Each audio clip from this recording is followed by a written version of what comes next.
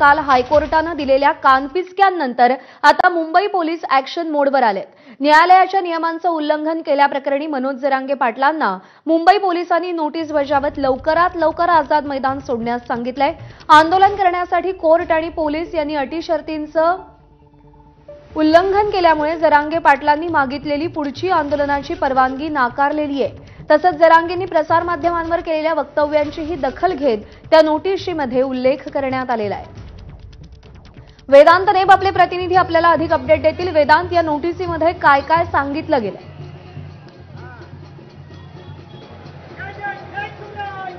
यामध्ये जर आपण सगळ्यात महत्त्वाचा पॅरेग्राफ प्रज्ञा बघायचा झाला तर त्यांनी असं सांगितले की 1 तारखेची जी परवानगी आहे, 1 तारखेला जे पत्र दिलं होतं आझाद मैदानामध्ये आंदोलन करण्याची परवानगी मिळावी, ती परवानगी आम्ही नाकारत असल्याचं आझाद मैदान पोलीस स्टेशनकडनं सांगण्यात आलेलं आहे. त्यांनी असं सांगितले की 1 सप्टेंबर रोजी आपण सादर केलेली विनंती अर्जानुसार आपण मागितलेली आंदोलनाबाबतची परवानगी याद्वारे नाकारण्यात येत आहे. त्यानुसार आपण आझाद मैदान परिसर लवकरात लवकर रिक्त करावा, असं सुद्धा यामध्ये आझाद मैदान पोलीस स्टेशनने म्हटलं आहे. आपल्यासोबत जरांगे पाटील यांचं जे आंदोलन चालू आहे त्यांची जी कोर कमिटी आहे, त्यांचे चंद्रकांत बराट आहेत जे सदस्य आहेत, आता नेमकी काय भूमिका असणार? कारण परवानगीचं पत्र दिलं ते म्हणतात की आम्ही ते नाकारतोय.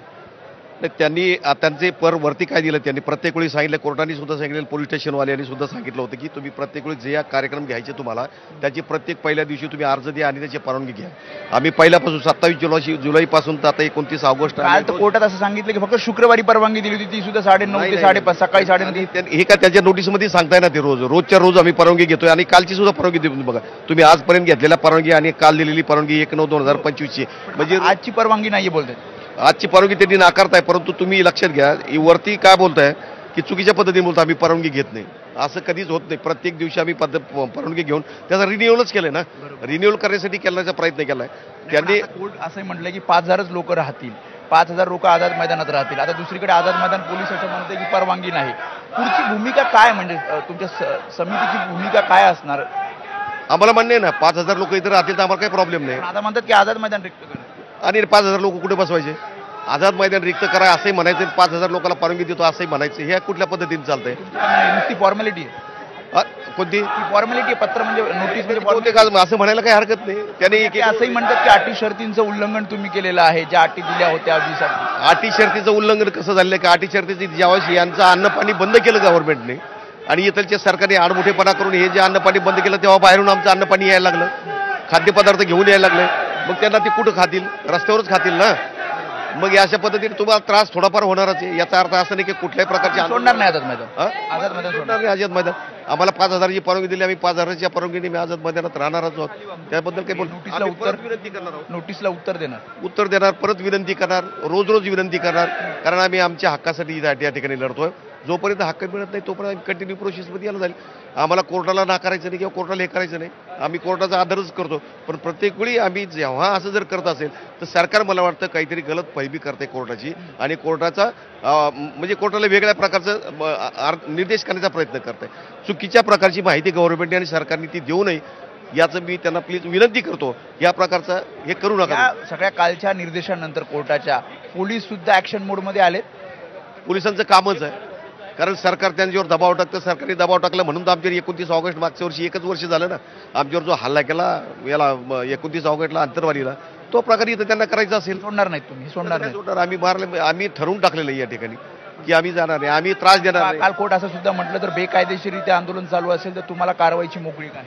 नाही, बेकायदेशीर त्यांना जर वाटत असेल असं की आम्ही जर परवानगी घेऊन आणि अशी विनंती करून प्रत्येक दिवशी रिन्युअल करून जर त्यांना असं वाटत असेल तर त्याला आम्ही काय करणार आहे? शेवटी न्याय देवता आहे किंवा सरकार आहे, सरकार त्यांना न्याय देवतेला काय सांगतंय हे त्याच्याशी आपल्याला तरी काय माहिती. त्यांनी त्यांच्या पद्धतीने काय सांगितलं. आम्ही कधी आमचा संयम, शिस्त आणि शांतता आम्ही कधी बिघडू देत नाहीत. आमचा कायमस्वरूपीचं ठरलेलं आहे किंवा आपल्याला जे आंदोलन करायचं आपल्याला या ठिकाणी ते आंदोलन आपल्या शिस्तीत आणि शांततेतच करायचं. प्रज्ञा, त्यामुळे नोटीस जरी आली आणि जरी आझाद मैदान रिक्त करा अशा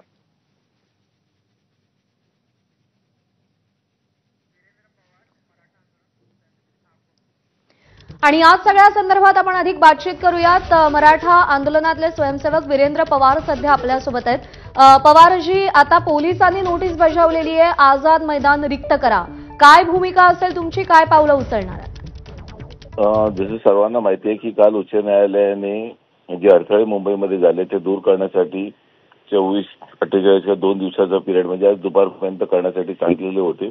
त्या पद्धतीने जर तुम्ही बघाल की संपूर्ण जो आपला परिसर होता तिकडच्या गाड्या आम्ही काल सर्व रात्री परत पाठवलेल्या आहेत आणि त्या संदर्भामध्ये उच्च न्यायालयामध्ये आज पुन्हा दुपारी सुनावणी असल्या कारणाने आमचे जेवढे वकील बांधव आहेत त्या सर्वांच्या मीटिंग चालू आहेत आणि त्या संदर्भामध्ये ज्या ज्या नवीन परमिशनच्या अटीशर्ती असतील त्यासाठी कोर्टाकडे आम्ही आमची बाजू मांडणार आहे. कारण आतापर्यंत आम्ही आमची बाजू मांडलेली नव्हती कारण नोटिसा आयत्या वेळी प्रत्येक आलेल्या आहेत, कुठल्या पिटिशन्स कॉप्या फाईल नसायच्या बरोबर. त्यामुळे बाजू काय मांडायची हा प्रश्न असायचा. जे डायरेक्टिव्ह द्यायचे ते आम्ही घेत होतो.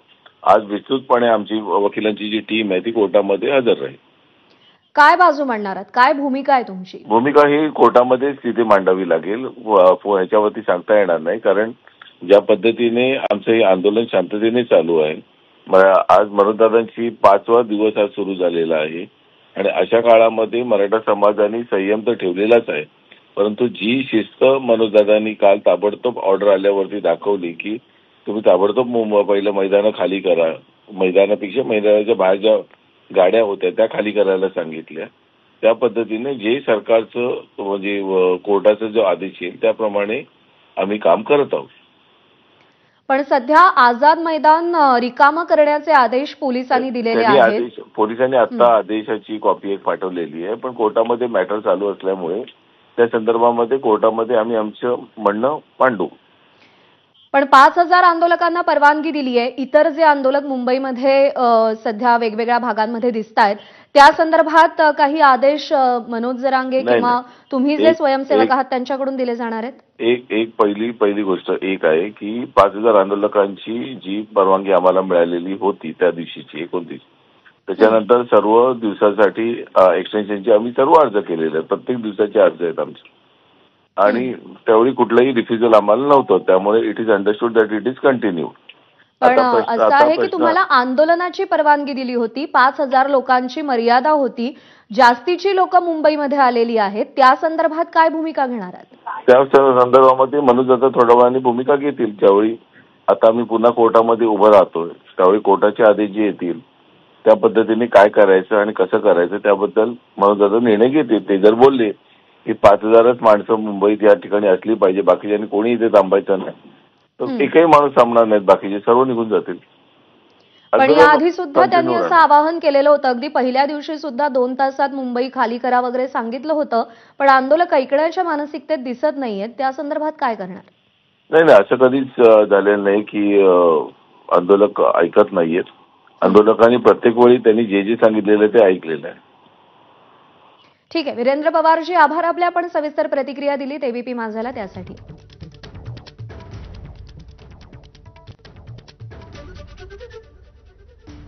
तर मुंबई पोलिसांनी जरांगेंना नोटीस बजावण्याआधी हायकोर्टानं मनोज जरांगे आणि राज्य सरकारलाही फटकारलंय.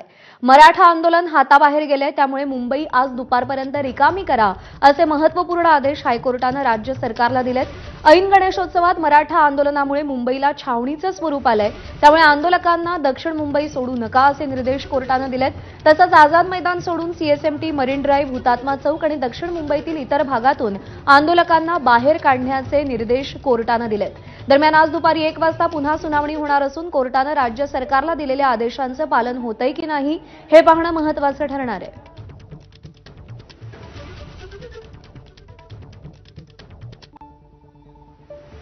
त्यामुळे आज उच्च न्यायालयाच्या आदेशाचं पालन होऊन दुपारपर्यंत मुंबईमध्ये काही बदल दिसतोय का, काही चित्र बदलतंय का याकडे सगळ्यांचं लक्ष असेल.